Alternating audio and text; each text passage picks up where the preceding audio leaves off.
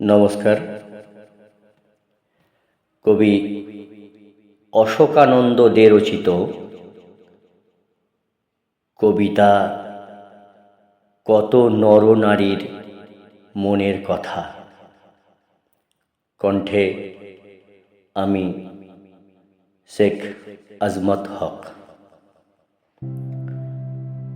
উদ্ভ্রান্তের মতো গগনচুম্বী নিস্তব্ধ জ্যোৎস্নায় স্থির চিত্ত, সেদিন তোমায় দেখেছিলাম দীপ্ত নয়নে, তখনই স্পষ্ট ইঙ্গিত পেয়েছি তোমার ওই স্থির ভাবগম্ভীর ভাষায়। কত বুভুক্ষুর তুমি কবিতা, কত নরনারীর তুমি মনের কথা, কত প্রেমিক প্রেমিকার তুমি চোখের জল,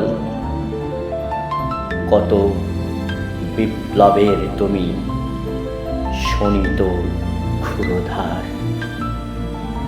তুমি প্রতিবাদের ভাষা, কত অসহায় মানুষের তুমি মনের আশা।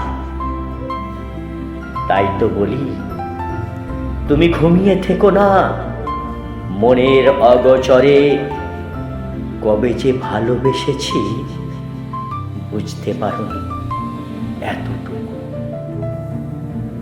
অপরূপ স্নিগ্ধ হাসিতে স্পর্শ করতে গিয়ে শুধু পেয়েছি কুয়াশা ভরা আঁখি জল,